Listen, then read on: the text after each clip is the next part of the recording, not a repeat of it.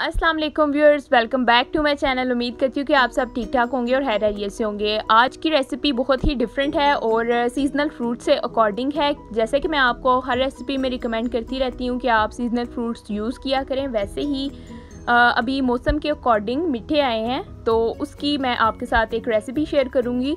उसके जूस बनाने की रेसिपी, इसकी क्या अहमियत है, क्या ज़रूरत है, हमारी बॉडी के लिए कितना ज़रूरी है। ये बहुत ही क्विक और बहुत ही इजी और सिंपल सी रेसिपी है। इसको आपने फॉलो करना है और घर में इसको बना के ज़रूर एक दफ़ा सीज़न में ज़रूर इसको पिएँ आप, ठीक है।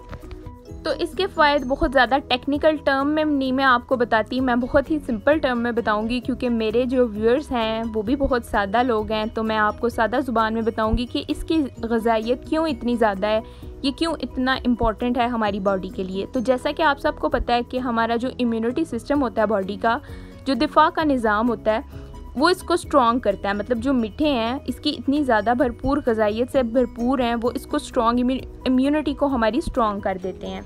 जितने भी एंटीऑक्सीडेंट्स हैं, जितने भी हार्मफुल रेडिकल को किल करने के लिए हमारी बॉडी में अल्लाह ताला ने नेचुरल एंटीऑक्सीडेंट्स पैदा किए हैं, कुछ बॉडी के अंदर होते हैं और कुछ फूड्स में होते हैं जो हम डेली रूटीन में यूज़ करते हैं। तो जो मीठे हैं वो क्या करते हैं कि एंटीऑक्सीडेंट्स से वो भरपूर होते हैं और हमारी जो इम्यूनिटी है उसको ग़िज़ाइयत फ़राहम करने में बहुत ज़्यादा मदद करते हैं। इसलिए अल्लाह ताला ने डिफरेंट डाइट्स में डिफरेंट इंग्रेडिएंट्स रखे हैं। मतलब कुछ इंग्रेडिएंट्स ऐसे होते हैं जो कि आपको स्पेसिफिक चीज़ों में ही मिलते हैं। जैसे कि आपको मेरी अंदाज़ों से इसके फ़वाइद और इसकी ग़िज़ाइयत का अंदाज़ा हो गया होगा। तो अब हम आते हैं इसके जूस की तरफ।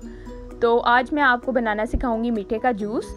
ये बरसात के मौसम में ज़्यादातर आते हैं और बरसात के मौसम में ही इनका जूस पीना बहुत फ़ायदेमंद होता है। तो इसका जूस बहुत ही इजी है और बहुत ही क्विक है। जैसे हम नेचुरली बनाते हैं, सर्दियों में ऑरेंज जूस बनाते हैं हम, या फिर गाजर का जूस बनाते हैं, सेम वैसे ही है। तो आपने क्या करना है, सबसे पहले मीठे ले लेने हैं। तकरीबन 1 गिलास बनाने के लिए आपको 1 दर्जन बहुत हैं, ठीक है, इससे ज़्यादा नहीं। तो आपने 1 दर्जन ले लेने हैं, उनको सेंटर से आपने कट कर लेना है। और फिर मैं आपको बताती हूँ, मशीन तो नॉर्मली सब के घरों में होती है क्योंकि सर्दियों में सभी यूज़ करते हैं ऑरेंज जूस के लिए, स्पेशली वो सब का फेवरेट होता है, ठीक है। तो आपने सबसे पहले इनको कट कर लेना है। आप चाहें तो इसको नॉर्मली आप ऐसे कट करके खा भी सकते हैं, जैसे हम सर्दियों में ऑरेंज खाते हैं, लेकिन ये थोड़े से कड़वे होते हैं। जैसे ही आप इसको कट करें वैसे ही आपको इसको खाना चाहिए और जैसे ही आप इसका जूस भी निकालें और वैसे ही आपको इसको पी लेना चाहिए। इसको ज़्यादा देर के लिए रखते नहीं हैं, ठीक है। तो मैं आपको बता रही हूँ कि अगर आप सिंपल भी इसको खाना चाहते हैं तो आप वैसे भी खा सकते हैं। अगर आप इसका जूस बनाना चाहते हैं, ये है कि सिंपल खाएंगे तो 2 या 3 से ज़्यादा नहीं खा सकते। तो अगर आप जूस बना लेंगे तो इसमें न्यूट्रिशन ज़्यादा हो जाएंगे।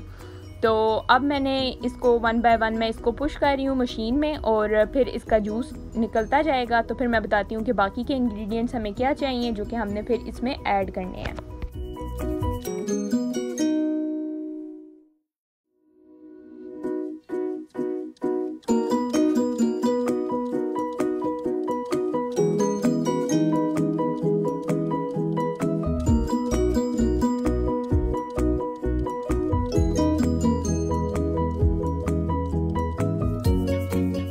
अगर हम विटामिन्स की बात करें कि इसमें कौन से विटामिन्स पाए जाते हैं, तो इसमें vitamin C, B1, B2, B3, B6 and B9।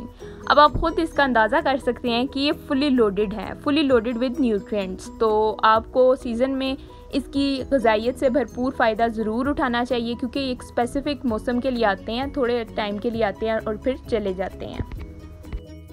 अभी आप देख सकते हैं इसका जूस बनाने में मुझे बिल्कुल भी टाइम ज़्यादा नहीं लगा, सिर्फ तकरीबन 10 से 15 मिनट लगे। और वीडियो में तो थोड़ा कम टाइम था लेकिन नेचुरली मुझे 10 से 15 मिनट लगे। जैसे ही मीठे काटे और साथ ही मशीन में उनका जूस मैंने निकाल लिया और उसी वक्त उसको पी लेना आपने, ठीक है। ज़्यादा देर के लिए नहीं रखना क्योंकि वो फिर ज़्यादा कड़वा हो जाता है, क्योंकि कुछ लोग शिकायत करते हैं कि उनसे खाया नहीं जाता। तो अगर कड़वा भी लगता है ना, तो आपको मेरी एक मतलब एडवाइस ही है कि आप एक दफ़ा ज़रूर इसको पिएं, सीज़न में एक दफ़ा ज़रूर पी लें, ठीक है। इसके अलावा जो बॉडी में डिटॉक्स होता है ना, उसका काम भी ये जो मीठे हैं ना वो करते हैं।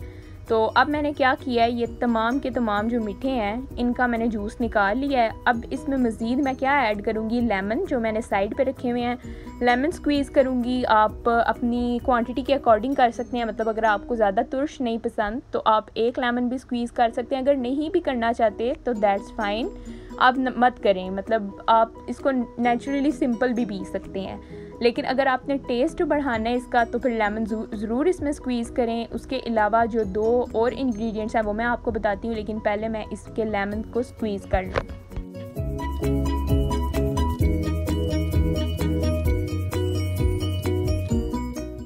इसके अलावा जो 2 इंग्रेडिएंट्स मैंने आपको बताए वो आप नोट डाउन कर लें। इसमें मैंने 1 चुटकी काला नमक डाला और 1 चुटकी काली मिर्च डाली है, ठीक है।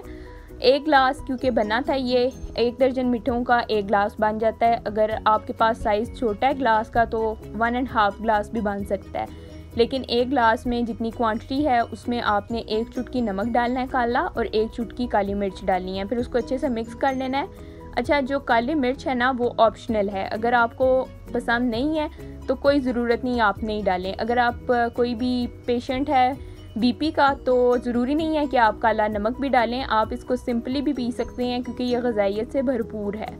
तो ये थी मेरी आज की रेसिपी। मैंने सोचा कि आज आपके साथ थोड़ी डिफरेंट सी रेसिपी शेयर करूं और सीज़नल फ्रूट्स के मुताबिक आपको बताऊं। तो मैंने आज की ये रेसिपी आपके साथ शेयर की। अब मैं आपको दिखाती हूँ अपनी फ़ाइनल प्रेजेंटेशन। ये थोड़े से लेमन मैंने जो थे वो कट करके स्लाइसेस में अपने ग्लास के साइड पर सेट कर लिए और इसको मज़ीद खूबसूरत बना लिया ताकि जो देखने वाला है उसका दिल करे कि वो एक दफ़ा इसको टेस्ट भी ज़रूर करे। तो मैं अब आपको अपनी फ़ाइनल लुक दिखाती हूँ, जो आज के जूस की फ़ाइनल लुक थी। अगर आपको आज की वीडियो अच्छी लगी है तो कमेंट सेक्शन में मुझे ज़रूर बताएं, अपनी राय से ज़रूर आगाह करें। इसके अलावा अगर आप कोई फ़ीडबैक भी देना चाहते हैं, पॉजिटिव फ़ीडबैक देना चाहते हैं, कोई अपनी तरफ से कोई भी एडवाइस करना चाहते हैं, किसी रेसिपी की फरमाइश करना चाहते हैं तो ज़रूर करें। इंशाल्लाह मैं आपके कमेंट्स का ज़रूर आंसर करूँगी, ठीक है। बाकी अपनी दुआओं में याद रखें। आज के लिए ये रेसिपी थी, कल इंशाल्लाह न्यू रेसिपी के साथ आपके साथ मुलाकात होगी। तब तक के लिए इतना ही, अपना ख्याल रखें, दुआओं में याद रखें। अल्लाह हाफ़िज़।